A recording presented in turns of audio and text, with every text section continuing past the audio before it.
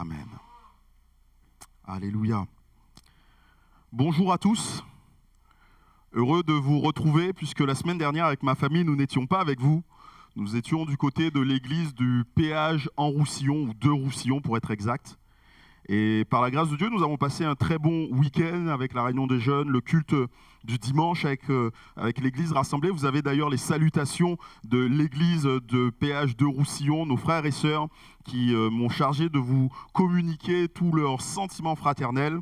Et je leur ai aussi bien sûr communiqué les vôtres, même si je ne vous avais pas consulté, mais je suis sûr que vous êtes d'accord pour que nos frères et sœurs aussi, je puisse les saluer de votre part. Nous allons nous tenir maintenant devant la parole du Seigneur Jésus-Christ et nous allons commencer une nouvelle série de prédications qui va pas être très longue, mais qui contiendra certains messages. Je l'ai appelé ADD Thonon 2030. Si vous êtes un peu plus ancien dans l'Église, ça va sûrement vous rappeler quelque chose que j'avais dit il y a 3 ans, si je ne me trompe pas, lorsqu'on avait fait toute une série sur l'Église, et j'avais énoncé cela comme ça. Et depuis quelque temps, c'est quelque chose qui revient sur mon cœur. Et je veux vous faire part de ce qui a pu ressortir de tout cela. C'est des moments que j'ai pris dans la prière, mais des moments aussi où j'ai engagé avec moi le CA à prier pour certaines choses bien précises. Le but pour nous, ça a été de se dire, mais comment Seigneur, tu veux ton Église en 2030 si jamais tu n'es pas encore revenu? Parce que ça se trouve, on fait des plans, mais le Seigneur revient ce soir, et merci Seigneur s'il revient ce soir. Mais si Seigneur tarde à revenir, comment est-ce qu'il veut son Église? Comment est-ce qu'il veut que nous soyons? Où est-ce qu'il veut que nous soyons? Et le but de cette série de prédications va simplement être de vous retranscrire un peu ce que nous avons eu sur le cœur et la manière dont nous avons vu les choses. Et je veux commencer par nous parler de l'Église. La Bible parle de l'Église. Dans la Bible, dans tout le Nouveau Testament, on voit qu'il est question de la Bible. Pourquoi? Qu'il est question de l'Église. Pourquoi? Parce que l'Église est ce point essentiel de la révélation de Dieu pour les hommes. Au travers de l'Église, de la Bible, nous voyons que Jésus est l'architecte de l'Église. C'est lui qui l'a bâti. Mais il nous est dit aussi qu'il est le fondement sur lequel est bâtie l'Église. Tout ce qu'on fait ne peut être construit que sur Jésus-Christ. Il est la pierre angulaire, c'est-à-dire cette première pierre qui est posée, qui donne le là, qui permet d'être comme le fil d'aplomb, qui permet de diriger toute chose. Jésus est l'architecte, la fondation, la pierre angulaire de l'Église. L'Église, et c'est Paul qui le parle dans Paul aux Éphésiens, il nous dit que l'Église est un mystère caché. Pendant un moment, et quand vous lisez l'Ancienne Alliance, vous vous rendez compte qu'il n'est pas question du mot « église ». Jusque dans le Nouveau Testament, et là, l'église apparaît au grand jour. C'était un mystère qui était caché. Pourquoi? Pour montrer au monde la miséricorde et la grâce de Dieu. En lisant la Bible, on se rend compte et on comprend que Jésus viendra chercher son église. Jésus viendra chercher son église parfaite et sans tache. Cette église universelle qui viendra attirer à lui. La Bible nous dit beaucoup de choses concernant l'Église. Mais la Bible est aussi silencieuse sur beaucoup de choses concernant l'Église. Il y a des choses qu'on ne trouve pas dans la Bible. Est-ce qu'on sait comment se passaient les premières réunions? Est-ce qu'on a un déroulé précis de savoir s'ils chantaient avant ou après la prédication, s'ils faisaient la scène en début ou en fin de réunion? On n'a pas ce genre d'indication. On ne sait pas comment ils se réunissaient forcément dans la semaine. On sait parce que dans le livre des Actes, il nous est dit par exemple qu'ils se réunissaient le premier jour de la semaine, mais on ne sait pas s'ils se réunissaient les autres jours de la semaine. Est-ce qu'ils avaient des réunions en semaine? On n'en a aucune idée. Quelle était la taille réelle des églises? Alors, sur certains aspects, on peut deviner ou comprendre, mais là aussi, on n'a pas d'indication précise sur cela. Comment est-ce que les églises s'organisaient pour fonctionner dans leur vie quotidienne? Tout ça, la Bible ne le dit pas. La Bible, pourtant, nous parle d'église. Mais quand elle nous parle d'église, elle ne veut pas régler tous les aspects. Et on voit qu'il y avait des églises qui fonctionnaient de manière tellement différente, ne serait-ce que dans le livre des Actes. La première église dont il est question, c'est l'église de Jérusalem. Et vous savez comment il nous est dit qu'ils mettaient tout en commun et vendaient leurs biens. Ça, c'était la caractéristique de cette église de Jérusalem. Cette communion fraternelle qui était très développée dans cette église. Ailleurs, on voit une autre église, l'église d'Antioche, dans Acte 13, où Paul exerçait avec Barnabas. On voit qu'il y avait déjà une multitude de ministères à la tête de l'Église, mais on sait aussi que c'était une Église multiculturelle. C'est dans cette ville, dans cette Église que pour la première fois, les croyants ont été appelés chrétiens. Des petits Christ. C'était une Église multiculturelle, une manière de fonctionner qu'on ne voyait pas ailleurs, alors que chacun restait catégorisé chez eux. Là, les chrétiens se mettaient tous ensemble. Et que dire de l'Église d'Éphèse, acte 19, où Paul est resté et a ouvert une école de disciples. Et d'ailleurs, dans le livre de l'Apocalypse, quand Jésus va faire un reproche à l'église d'Éphèse, il a dit « Je sais que tu as éprouvé ce qui se disent prophètes et qui ne le sont pas. » Parce que c'était une église qui avait cet enseignement et qui savait faire la part des choses concernant l'enseignement.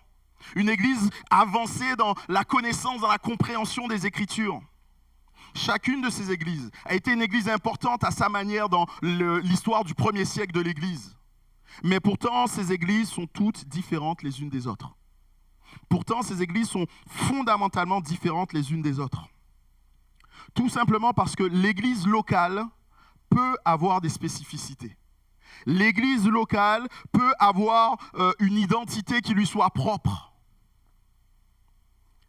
Et alors que nous allons commencer cette série, il me paraissait important de revenir et de considérer ce qu'est l'église avec un grand E, avant de se demander ce qu'est l'Église avec un petit e.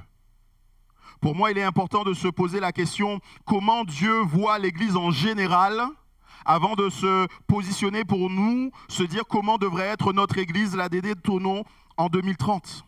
Et nous allons pour cela faire une lecture, où je pense que Paul nous décrit et nous donne un indice de ce que doit être l'Église. Nous allons ouvrir nos Bibles dans la première épître de Paul à Timothée, au chapitre 3, et nous lirons à partir du verset 14. Première épître de Paul à Timothée, chapitre 3, verset 14.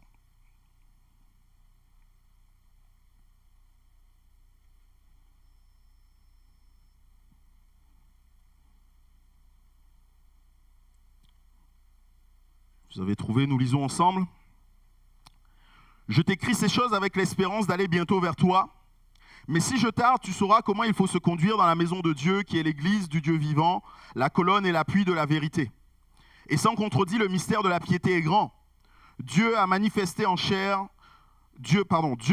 été manifesté en chair, justifié par l'Esprit, vu des anges, prêché aux nations, cru dans le monde, élevé dans la gloire. Amen. » Et au travers de ce passage, je voudrais qu'on s'arrête sur 3 notions concernant l'Église. Quand Paul parle de l'Église, il annonce et il dit 3 choses en particulier à Timothée. Et la première de ces choses, nous avons lu, on le trouve au verset 15, il lui dit la maison de Dieu. Il appelle l'Église la maison de Dieu. Ici, le terme qui est utilisé, le terme grec, c'est oikos. Et c'est un terme qui nous fait penser à une maison, à un édifice, à une demeure. Quand on regarde l'histoire des hommes, quand on regarde l'histoire de la Bible, on se rend compte que les hommes ont voulu, à de nombreuses occasions, construire, édifier des édifices, construire des bâtiments pour glorifier Dieu, pour que ça soit son lieu d'habitation. Mais Dieu l'a toujours dit, il n'a pas besoin d'une maison faite d'hommes. Et c'est Paul toujours qui le dira, il n'habite pas dans les temples faits par les mains des hommes. Dieu n'aura de cesse de le redire à certains, je n'ai pas besoin que vous me fassiez de maison. Pourquoi est-ce qu'il dit ça? Parce que l'univers entier lui appartient. Et il tient l'univers dans ses mains. Comment est-ce qu'il pourrait rentrer dans une petite maison qui est dans un petit univers, qui est dans sa très grande main? Le Seigneur ne peut pas rentrer dans ces choses. Pourtant, il choisit que des fois son nom soit associé avec certains lieux. Et on le voit avec le peuple d'Israël lorsqu'ils sont sortis d'Égypte et qu'ils sont restés dans le désert. Dieu a choisi que son nom soit associé à une simple tente qu'on a appelée le tabernacle. Et c'est à cet endroit que Dieu venait et que le peuple pouvait le rencontrer. Bien sûr, le tabernacle a été décoré richement pour comme symboliser la grandeur de Dieu, mais malgré la décoration qu'il y avait, cela n'était rien comparé à la grandeur de Dieu. Et plus tard, quand les hommes ont créé un temple plus grand, un temple en dur, ça a été Salomon qui a bâti ce temple. Ils ont fait les choses encore plus grandes, on sait, et vous avez certainement lu la manière dont David avait mis de côté de l'or, de l'argent et toutes ces choses, et la quantité astronomique que cela représentait. Et même là, oui, Dieu avait choisi que son nom soit associé à ce lieu, mais ce lieu ne pouvait pas représenter la grandeur de qui était Dieu. Et aujourd'hui, bien-aimés, Et depuis 2000 ans, Dieu choisit et accepte que son nom soit associé à l'Église.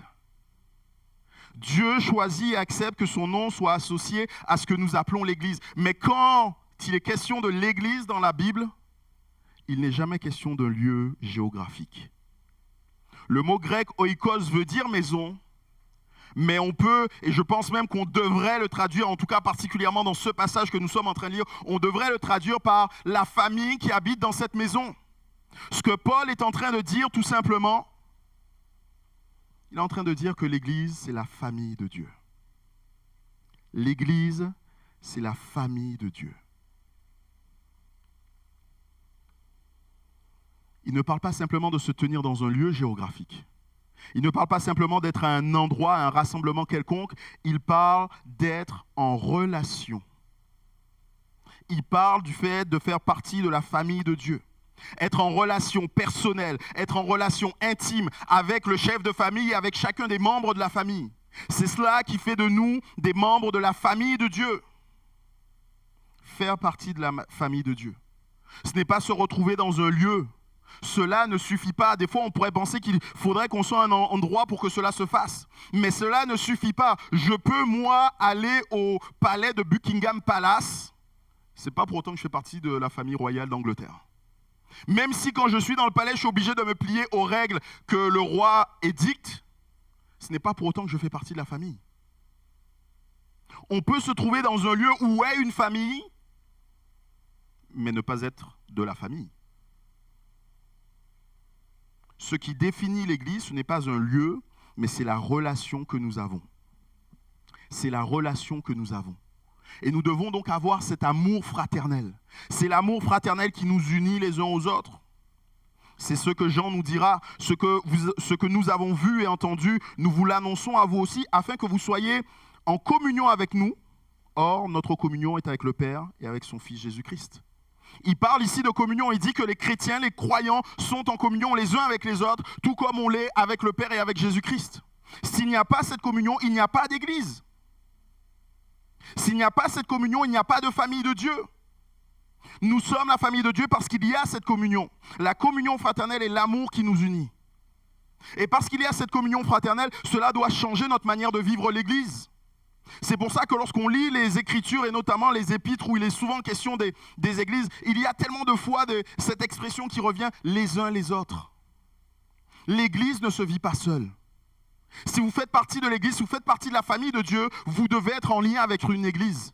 Moi, j'ai toujours du mal avec ces personnes qui choisissent de rester loin, à distance de l'Église, et qui me disent « Mais moi, je prie, pasteur. » Mais je ne comprends pas. Tu pries et Dieu, Jésus, va te dire de rester loin de l'épouse qu'il aime? Ça ne marche pas comme ça. Si tu pries et que Jésus te parle, Jésus va te renvoyer forcément vers son épouse. Parce qu'il aime son épouse et va venir chercher son épouse. Ce qui nous unit, c'est ce lien fraternel et nous devons vivre les uns à côté des autres. Nous devons porter les fardeaux les uns des autres, bien-aimés. Quand on est dans la famille de Dieu, quand on est dans une famille, on ne va pas se désintéresser. Mon frère serait malade, que je ne vais pas me désintéresser de ce qui se passe, de ce qui lui arrive. Mes parents étant atteints par quelque chose, lorsqu'il y a un cyclone aux Antilles, je prends mon téléphone et j'appelle. Comment allez-vous? Je m'inquiète d'eux. Quand on parle de famille de Dieu, on pourrait comme décorréler ça de nos familles, mais pensons à nos familles. C'est vrai que nos familles ne sont pas parfaites, mais cela nous donne quand même une idée de ce que nous devrions faire. Porter les fardeaux les uns des autres. Chercher à se réconcilier lorsque le conflit surgit. Malheureusement, des fois, on garde animosité. On reste là aigri vis-à-vis d'un frère et d'une sœur. Mais bien aimé, on va passer l'éternité ensemble. Et dans le ciel, il n'y aura pas de rancœur. Donc si dans ton cœur, il y a de la rancœur, je te laisse comprendre. Tu ne seras pas dans le ciel. Il nous faut travailler à nous réconcilier les uns avec les autres. Il nous faut rechercher le meilleur pour les autres, soupirer, s'attendre à ce que les autres aient mieux que nous. Regarder les autres comme étant élevés au-dessus de nous, nous dit la parole de Dieu. Mais cela implique aussi de partager ouvertement nos problèmes. Être capable de venir et de dire « mais j'ai besoin d'aide ». Et c'est un aspect qui manque tellement dans l'Église. On cherche tellement à apparaître ce que nous ne sommes pas. Mais quand on regarde la vie de Jésus, Jésus n'était pas comme ça. Jésus était seul dans le désert lorsqu'il a été tenté par le diable, et pourtant chacun des 4 évangiles nous rapporte cet événement. Pourquoi ? Parce que Jésus en a sûrement parlé à ses disciples. Jésus a sûrement été celui qui leur a dit « J'ai été tenté ». On le voit dans le jardin de Gethsémani, il leur dit « Mon âme est triste à la mort, priez avec moi ». La famille, c'est aussi cela. On doit être capable de s'ouvrir les uns vis-à-vis des autres. La famille de Dieu n'est pas un bâtiment, ou plutôt l'Église n'est pas un bâtiment, c'est une famille. C'est une famille. Et nous ne devrions pas dire « je vais à l'église ». Nous, hier, avec les jeunes, nous sommes partis à Annecy, nous avions une réunion de jeunesse et on s'est dit « rendez-vous à l'église ». Alors pour tout le monde, on comprend, on parle ici du bâtiment, mais ce n'est pas le bâtiment, l'église. Je suis l'église. Tu es l'église. Tu es le temple du Saint-Esprit. Et partout où tu es, là se trouve l'église. Partout où tu te déplaces, là est l'église. La bonne question à se poser n'est pas tant de savoir si je suis au bon endroit au bon moment. La bonne question à se poser n'est pas de savoir si dans le lieu où je suis, c'est un lieu suffisamment solennel pour que je puisse me recueillir, pour que je puisse être en contact avec Dieu. La bonne question à se poser, c'est est-ce que je fais partie de la famille de Dieu ? La seule question que tu devrais te poser, c'est est-ce que je fais partie de la famille de Dieu ? Bien-aimé, Dieu est prêt à nous accueillir, nous tous, autant que nous sommes. Et c'est ça ce qui est beau dans l'Église. Et Paul en parlera et dira, nous sommes tous d'horizons différents, nous sommes tous de cultures différentes, nous sommes tous ayant une histoire particulière. Et pourtant, nous sommes tous rassemblés dans l'Église. Parce qu'il y a une chose que nous avons en commun qui est tellement plus grand que tout ce que nous sommes, à savoir que nous avons comme Sauveur et Seigneur Jésus-Christ. Jésus-Christ est le Sauveur et le Seigneur de nos vies. Et Paul le dira comme ça à Timothée dans 1 Timothée 1,15. Jésus-Christ est venu dans le monde pour sauver les pécheurs, parmi lesquels je suis le premier. Et chacun d'entre nous, nous pouvons le dire. Nous sommes là et nous réalisons cela. Jésus-Christ est venu dans le monde pour sauver les pécheurs et je suis le premier. Et cela est ce qui nous unit ensemble. Nous sommes la famille de Dieu. Mais il faut être honnête. On ne naît pas dans l'Église. On ne naît pas dans la famille de Dieu. On est chacun né dans nos familles respectives. Mais si on s'arrête d'un point de vue spirituel, on était très loin de Dieu. C'est Paul, toujours aux Éphésiens, qui dira « Vous étiez morts par vos offenses. Vous étiez morts à cause de vos péchés. » On était condamnés tout simplement. On n'était pas en relation avec Dieu. À la base, nous ne faisons pas partie de la famille de Dieu. À la base, aucun être humain, né dans la famille de Dieu. Nous sommes tous des créatures de Dieu, c'est-à-dire qu'il nous a créés, qu'il a voulu que chacun de nous soyons sur cette terre, mais nous ne sommes pas tous dans sa famille. Nous ne sommes pas ses enfants. Dès lors, spirituellement, on est obligé de se poser la question, mais alors, si je ne suis pas enfant de Dieu, parce que nous, c'est une expression qu'on peut utiliser, les enfants du bon Dieu, on dit des fois en français, un peu péjorativement, mais on pourrait penser qu'on est tous des enfants du bon Dieu, mais non. Si on n'est pas des enfants de Dieu, de qui est-on les enfants ? Voilà ce que Jésus nous dit. Vous avez pour père le diable, et vous voulez accomplir les désirs de votre père. Il a été meurtrier dès le commencement, et il ne se tient pas dans la vérité parce qu'il n'y a pas de vérité en lui. Lorsqu'il profère le mensonge, il parle de son propre fond, car il est menteur et le père du mensonge. Vous avez pour père le diable. Si nous ne sommes pas les enfants de Dieu, nous sommes les enfants du diable. Si tu n'es pas un enfant de Dieu, tu es un enfant du diable. Pourquoi ? Parce que le péché qu'il y a dans ta vie, le péché que le diable lui-même est auteur de ce péché, le péché que tu pratiques te sépare de Dieu et fait que tu es un enfant du diable. Fait que ta nature même et celle du diable est une nature rebelle à Dieu, une nature séparée de Dieu. Tu ne peux pas être un enfant de Dieu. À moins que Dieu fasse ce qui est nécessaire. Mais Dieu nous a aimés. Paul continue dans Éphésiens 2. Et oui, il faut que Dieu nous adopte. Adopter, c'est faire de quelqu'un qui est étranger à une famille, de faire de lui un fils, une fille légitime. Mais Dieu veut nous adopter, nous faire entrer dans sa famille. La métaphore de l'adoption est utilisée quand Dieu veut parler de la manière dont il nous attire à lui. Et ce que nous dit Paul dans Galates, il nous dit que Dieu a envoyé Jésus-Christ pour nous adopter, pour nous attirer à lui. Dieu a envoyé Jésus-Christ qui est venu sur la terre, qui est mort pour nos péchés, pour que tous ceux qui croient en lui soient adoptés, deviennent enfants de Dieu. La question que tu dois te poser ce matin, ce n'est pas de savoir si tu es au bon endroit, aux 2 impasse du Clos Brûlé. Oui, tu es au bon endroit. Mais la bonne question à se poser, c'est est-ce que je fais partie de la famille de Dieu?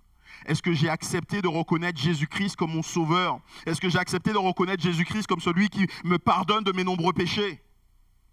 Est-ce qu'il a fait de moi son enfant? Est-ce qu'il m'a adopté? Adopter veut dire que nous devenons des enfants légitimes, c'est que tout ce qu'il a donné à Jésus-Christ, qui est son Fils, il nous l'a aussi donné, bien-aimé. L'Église est la famille de Dieu. L'Église est cette famille où Dieu donne toutes les grâces abondantes qu'il a promises, que nous avons en Jésus-Christ. Paul, toujours aux Éphésiens, nous dit, nous sommes bénis de toutes sortes de bénédictions spirituelles dans les lieux célestes. Nous sommes là, dans la famille de Dieu, au bénéfice de toutes ces bénédictions. Mais je le redis, il faut faire partie de la famille. Tant qu'on ne fait pas partie de la famille, on peut être au même endroit que la famille et ne pas bénéficier des grâces de la famille. L'Église est avant tout la famille de Dieu. Mais il ne s'arrête pas là, Paul. Il continue en disant « l'Église du Dieu vivant ». Et là, il va utiliser donc le mot « Église ». Et vous le savez peut-être, ce mot est un terme grec, « ecclésia », qui vient de « exkaléo », appelé « en dehors d'eux ». Et en fait, c'est un mot qui était utilisé dans la vie courante, dans les États grecs. On appelait ainsi l'assemblée des citoyens convoqués par des héros pour la discussion et la décision des affaires publiques. Dès qu'il y avait besoin de discuter d'un rassemblement, d'un attroupement de personnes, on pouvait appeler ça une église. Je mets ça entre guillemets. Il s'agit de tout ce qui est appelé en dehors d'eux. Et nous, en tant qu'Église du Dieu vivant, nous sommes appelés en dehors du monde. Nous sommes appelés en dehors du monde, non pas pour aller à l'église, mais comme je le disais tout à l'heure, pour être l'église. Nous sommes appelés en dehors du monde pour représenter, pour incarner l'église. Nous ne sommes pas appelés à aller à l'église le dimanche matin. Nous sommes appelés à être l'église tous les jours de la semaine, toutes les heures de la journée, chaque minute de l'heure, chaque seconde de la minute, et ainsi de suite. Vous pourrez continuer jusqu'à ce que vous vouliez vous arrêter. Nous sommes appelés à incarner l'Église. Et ce rassemblement, il nous est dit, n'est pas le rassemblement de n'importe qui. N'est pas le rassemblement qui se fait autour d'un homme ou d'une femme, quel qu'il soit. Ce n'est pas un rassemblement qui se fait autour d'une idée, d'une cause, d'une compréhension. Ce n'est pas un rassemblement qui se fait simplement pour exprimer, vous savez, des fois dans notre pays, parce qu'on serait fâché, il n'y a pas eu très longtemps, les agriculteurs qui étaient en colère, qui ont fait des manifestations. Le but des rassemblements, ce n'est pas celui-ci. Nous sommes le rassemblement qui a été appelé par le Dieu vivant. L'Église du Dieu vivant. Il s'agit du rassemblement de ce Dieu qui est vivant, de ce Dieu qui a la vie, de ce Dieu qui continue de vivre.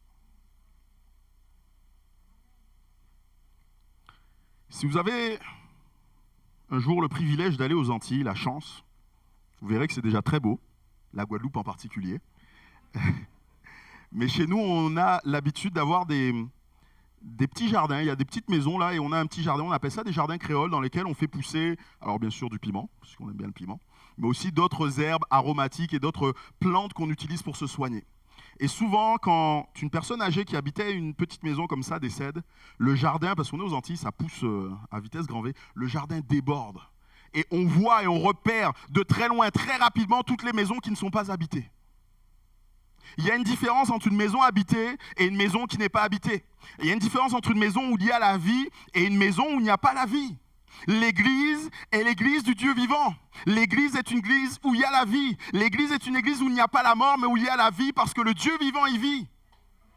Nous sommes l'Église du Dieu vivant.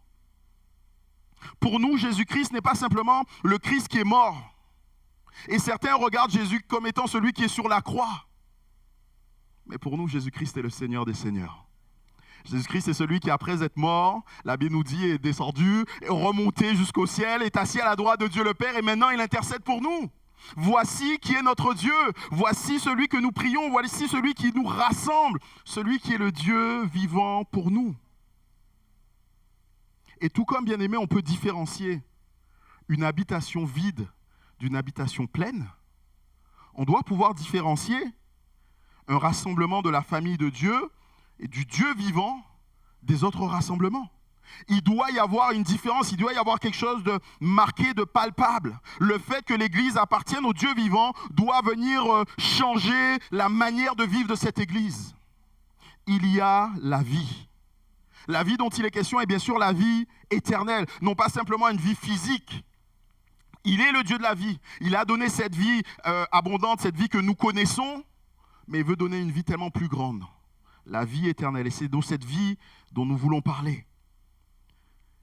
Mais cette vie n'est pas caractérisée par ce que nous pourrions appeler le bruit ou l'agitation. À Éphèse, il y avait d'autres églises. Et j'utilise le mot église entre guillemets. À Éphèse, il y avait d'autres rassemblements.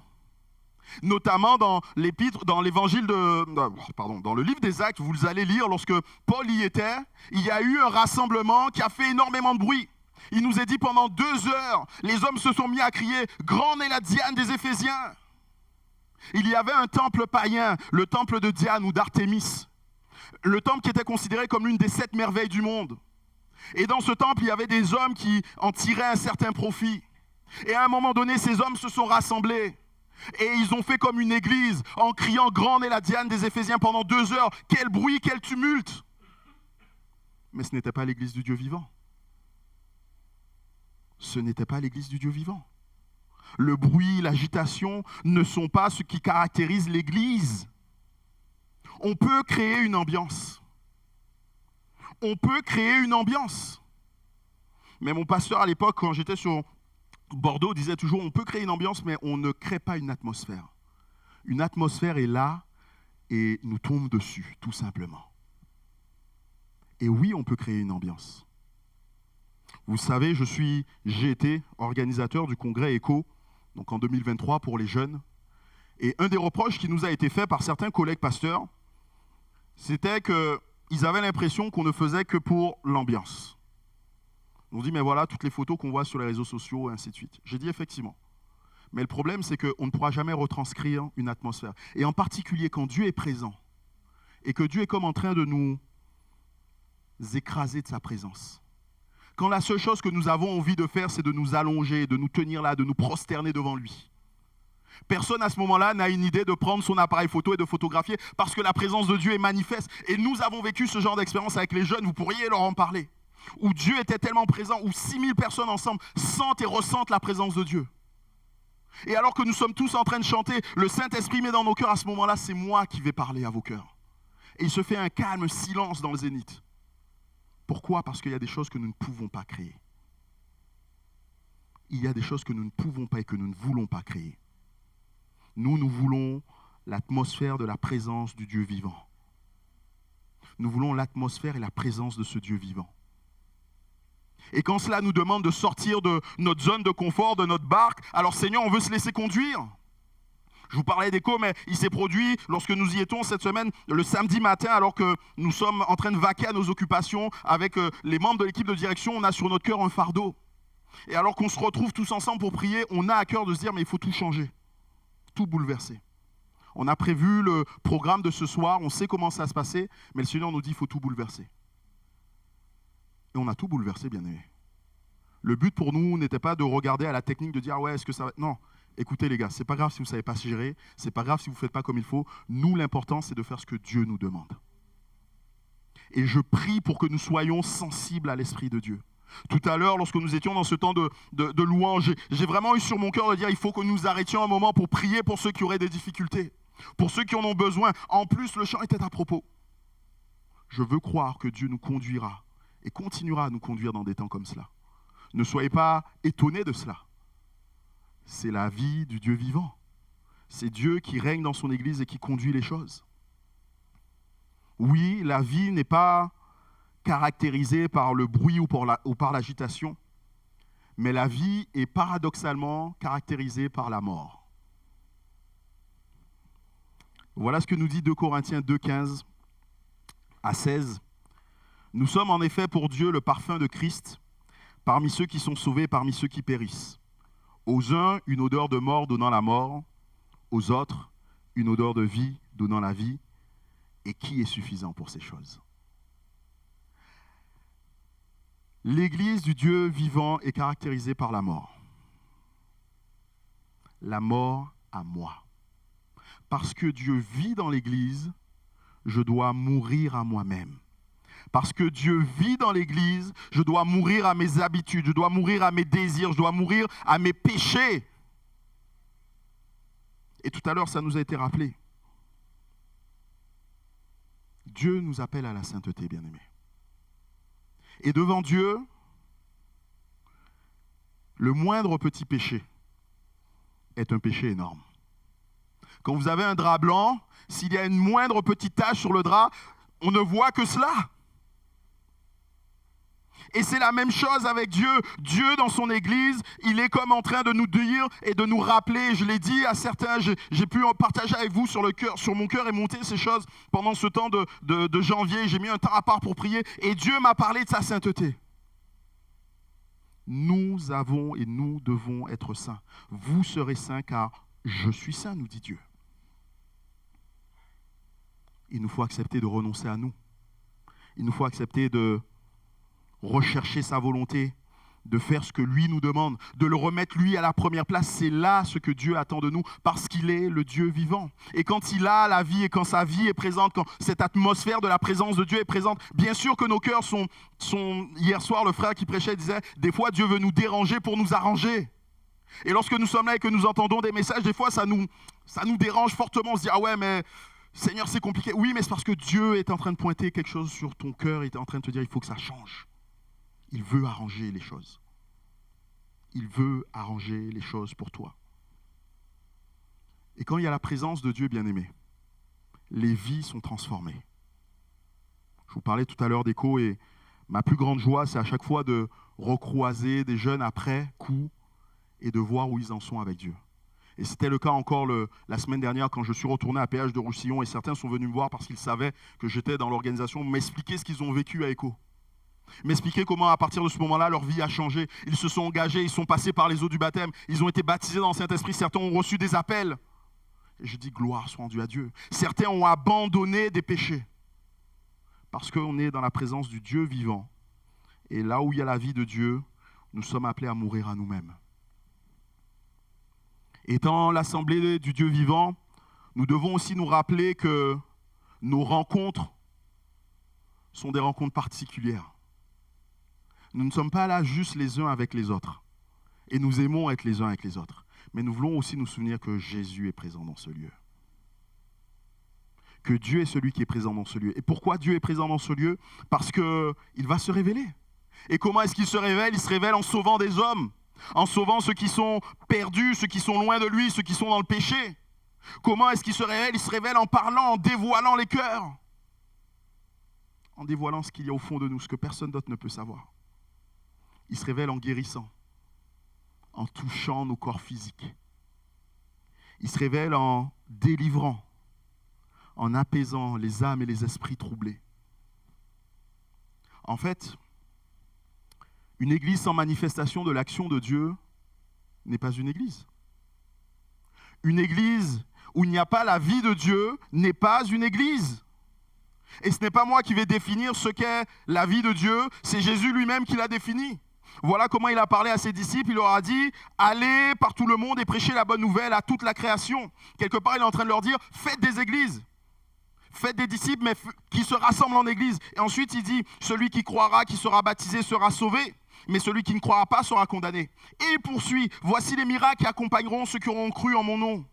Ils chasseront des démons, ils parleront de nouvelles langues, ils saisiront des serpents. S'ils boivent quelques breuvages mortels, il ne leur fera point de mal. Ils imposeront les mains aux malades et les malades seront guéris. » C'est Jésus lui-même qui dit et qui décrit quelle est la vie qui anime l'église de Jésus-Christ. Voici ce qui anime l'Église de Jésus-Christ. Bien-aimés, nous ne voulons rien de plus que cela. Mais j'ai envie de dire aussi, nous ne voulons rien de moins que cela. Parce que des fois, on est fort pour ne pas rajouter, et merci Seigneur, nous ne voulons pas rajouter. Mais est-ce que des fois, on n'enlève pas certaines choses? Ou en tout cas, on ne les manifeste pas. Voici les choses qui doivent accompagner ceux qui auront cru en Jésus-Christ. L'Église est appelée à être l'Église du Dieu vivant. Et Paul finira tout simplement en nous disant, elle est la colonne et l'appui de la vérité. Quand Paul est en train de dire ces mots, je pense que les Éphésiens ont vite compris à quoi il faisait référence. Quand il a dit le mot colonne, tout de suite ils ont fait le lien avec le temple de Diane. Si vous n'avez pas vu une représentation du temple de Diane, il nous a dit que ce temple avait 127 piliers, 127 colonnes qui soutenaient l'architecture. Ils voient et comprennent tout de suite ce que Paul est en train de dire. L'Église n'est pas la source de la vérité. Ce n'est pas l'Église qui définit et qui dit ce qu'est la vérité. L'Église est là pour être la colonne. L'Église pourrait disparaître, que la vérité continuerait d'être. Pourquoi? Parce que l'Église est le soutien. L'Église est le soutien de la vérité. L'Église est là pour permettre à la vérité d'être vue. L'Église n'est pas là pour qu'elle soit vue. Nous, on veut que la vérité soit vue, que la vérité soit comprise, que la vérité soit entendue. Et l'Église est là comme ce pilier, comme cette colonne. L'Église est ce seul endroit dans le monde où la vérité de Dieu est honorée et défendue, bien-aimés. Si vous comptez sur le gouvernement ou quel que soit l'homme politique pour faire partie ou pour en tout cas donner la vérité de Dieu, vous vous trompez.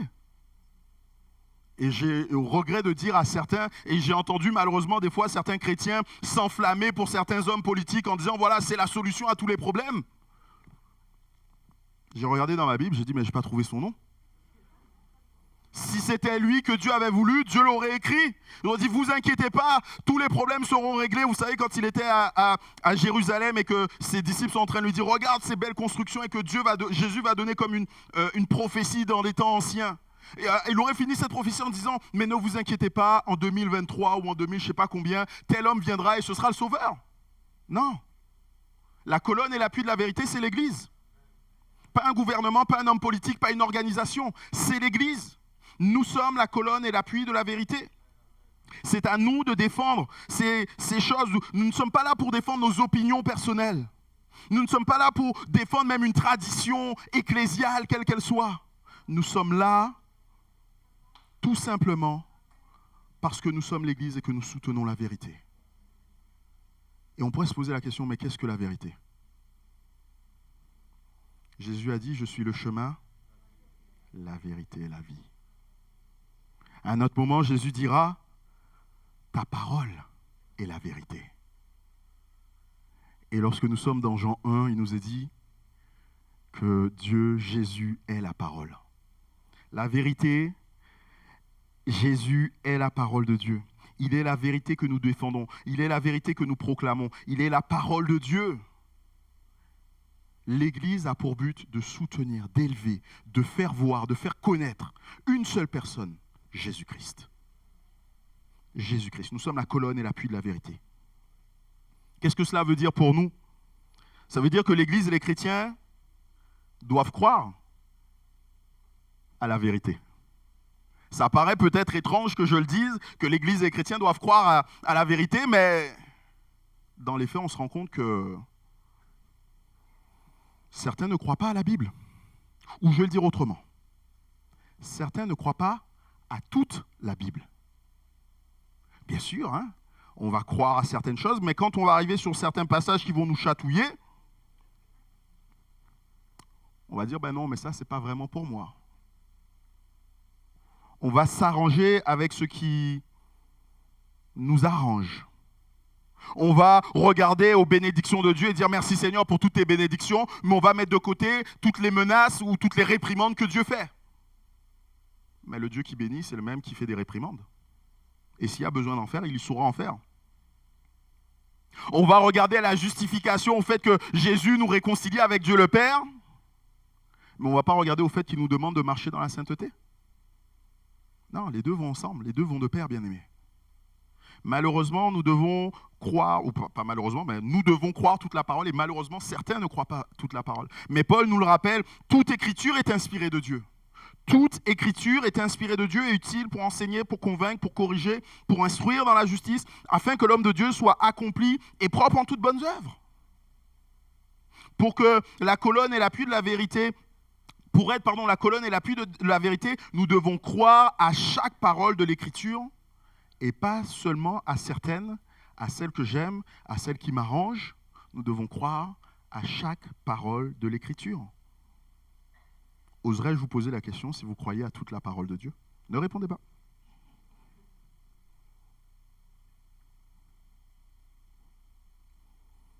L'Église et les chrétiens doivent aussi étudier et mettre en pratique la parole, la vérité. L'une des raisons pour laquelle de nombreux chrétiens croient ou vivent de manière complètement erronée, c'est parce qu'ils n'étudient pas la parole. Bien-aimés, est-ce que vous avez déjà lu la Bible en entier? Non, là aussi, répondez pas. C'est des questions rhétoriques, je n'attends pas de réponse de votre part. À chacun de répondre dans son cœur et devant Dieu. Mais avez-vous déjà lu la parole de Dieu en entier? Si la parole de Dieu est la vie, comment est-ce que vous pouvez vous passer de la vie? Je vais aller plus loin, est-ce que vous lisez la parole de Dieu tous les jours? Si la parole de Dieu est la vie, comment est-ce que vous pouvez vous passer de la parole de Dieu? Arrêtez donc de respirer. Arrêtez de manger. C'est exactement la même chose. On dit que la parole de Dieu est utile pour nous. L'homme ne vivra pas de pain seulement, mais de toute parole qui sortira de la bouche de Dieu. C'est Jésus qui le dit. S'il dit, c'est parce que c'est la vérité. Comment est-ce que nous sommes capables de ne pas nous nourrir de la parole de Dieu? Comment est-ce que nous sommes capables de ne pas prendre ce temps nécessaire pour laisser la parole de Dieu faire cette œuvre qu'elle doit faire dans nos cœurs, dans mon cœur? Nous devons lire. Et pas simplement lire. Nous devons étudier, nous devons comprendre. Avec les disciples, on se réunit là toutes les 2 semaines. Je dis les disciples, nous sommes tous appelés à être des disciples. Mais avec le groupe qu'on va appeler des disciples. Et on prend le temps de lire la parole de Dieu et de la comprendre. Et ma première... Première des choses par lesquelles j'ai été choqué et qui m'a interpellé, c'est que certains des fois pouvaient lire et ne comprenaient pas ce qu'ils lisaient. Mais ils étaient tellement dévoués, ils s'efforçaient à lire, mais sans comprendre ce qu'on lit. Et effectivement, quand on est dans cet état de fête, au bout d'un moment, on va se décourager, on va arrêter de lire. Mais quand on prend le temps de comprendre ce qu'on est en train de lire, on n'est pas en train de lire le programme télé, hein. On est en train de lire le manuel pour la vie de tous les jours. Le manuel que Dieu nous a laissé pour savoir comment vivre. Lorsque nous prenons le temps de lire ce manuel et de le comprendre, nous devons après l'appliquer à nos cœurs. Nous devons l'appliquer à nos vies. Parce que l'Église est la colonne et l'appui de la vérité. Bien-aimés, voilà l'Église que Dieu veut. Et moi, je prie que nous soyons cette Église. Une Église qui est la famille de Dieu. Une Église qui est l'Église du Dieu vivant. Une Église qui est la colonne et l'appui de la vérité, avec tout ce que cela implique et tout ce que nous avons vu. La famille de Dieu, c'est-à-dire que nous prenons soin les uns des autres. Une Église où on ne s'inquiète pas des bien-aimés, ce n'est pas une Église. Et je le redis, on a ce privilège, cette grâce d'être peu nombreux. Lorsque nous étions à Bordeaux, et je suis retourné à Bordeaux il n'y a pas si longtemps que ça, quand on a devant soi 600 personnes, c'est notre histoire. On peut ne pas connaître tout le monde. On peut ne pas noter que quelqu'un serait absent. On peut ne pas voir que quelqu'un serait en difficulté, aurait la mine un peu défaite. Mais lorsque nous sommes si peu nombreux, quelle grâce et quel privilège. Nous pouvons tous nous connaître et nous appeler au moins par nos prénoms. Nous pouvons tous être conscients que quelqu'un ne va pas forcément bien et prier pour lui. Nous pouvons peut-être avoir vu quelqu'un qui aurait la mine défaite et juste lui envoyer un petit message et dire « Écoute, j'ai vu ce dimanche, ça n'avait pas l'air bien, je n'ai pas voulu t'embêter, mais sache que je prie pour toi et si tu as besoin, je serai là. » L'Église est la famille de Dieu. L'Église est appelée à être l'Église du Dieu vivant. Bien-aimés,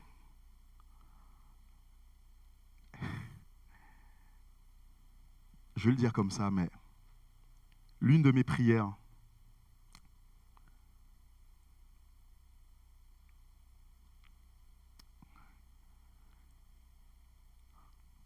L'une de mes prières pour nous, l'une des prières pour l'Église, c'est que nous vivions la vie de Dieu.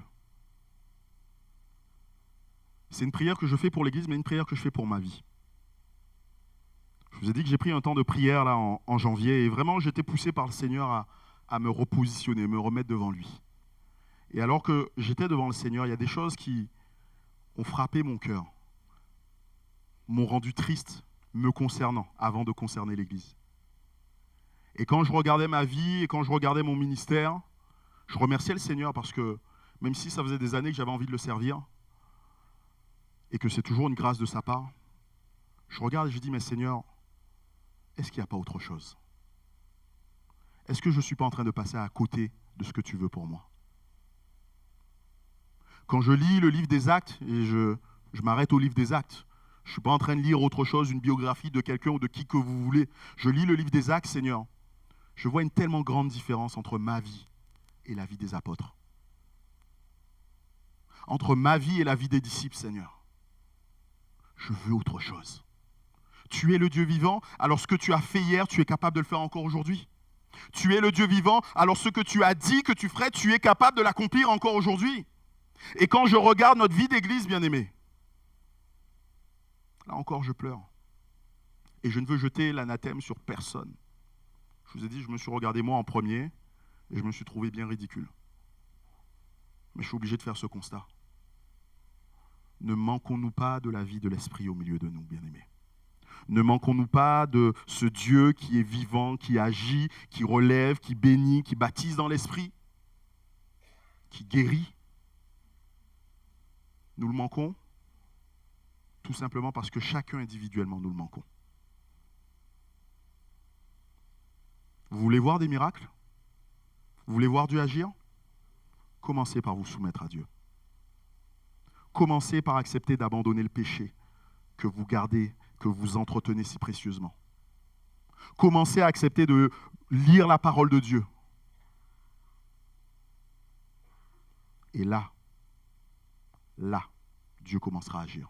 Il commencera par agir dans ton cœur premièrement, avant d'agir à l'extérieur. Parce que nous, on veut toujours le voir agir à l'extérieur. Ah oui, il fait un grand miracle là-bas. Oui, mais le miracle que je veux faire, c'est t'aider à arrêter ton péché. Le miracle que je veux faire, c'est te permettre de marcher en droiture devant moi. Le miracle que je veux faire, c'est te permettre d'être celui qui est renouvelé quand tu lis la parole, de comprendre des choses me concernant. Le miracle que je veux faire, c'est de te donner la possibilité de t'approcher de moi. Ça commence par ça. Ça, c'est un miracle de Dieu. Et c'est là ce que Dieu veut pour nous. Mais ça commence par chacun d'entre nous. Et enfin, Dieu, la Bible nous dit que l'Église est la colonne et l'appui de la vérité. Qu'au milieu de nous, il n'y ait rien d'autre que la vérité. Je remercie le Seigneur qu'à chacune de nos rencontres, nous prenons le temps d'ouvrir la parole de Dieu et de laisser Dieu nous enseigner. Et que ça continue ainsi. Et que la parole de Dieu ne soit pas simplement prêchée au milieu de nous, mais qu'elle soit mise en application, en pratique dans nos cœurs. Parce que nous sommes la colonne et l'appui de la vérité. Seigneur, fais de nous cette Église. Éternel, nous voulons te remercier pour ta parole. Même quand elle nous dérange, Seigneur, c'est parce qu'elle veut nous arranger. C'est parce que tu veux nous arranger. Alors je te prie, Seigneur, vraiment pour que tu nous bénisses. Alors que nous sommes en train là de réfléchir, de considérer ce qui sera l'Église de ton nom en 2030 si tu n'es pas revenu. Je veux avant tout, Seigneur, te demander que nous soyons une famille. Fais de nous une famille, Seigneur. Fais de nous une famille. Des personnes qui sont tes enfants, qui ont été rachetés par toi. Seigneur, fais de nous aussi une Église où tu te manifestes. C'est-à-dire que dans nos cœurs, qu'il y ait ta vie, qu'il y ait ton esprit qui soit à l'œuvre. Et fais de nous cette colonne et cet appui de la vérité. Je te prie dans le nom précieux de Jésus-Christ. Sois glorifié, mon Père. Alléluia. Amen.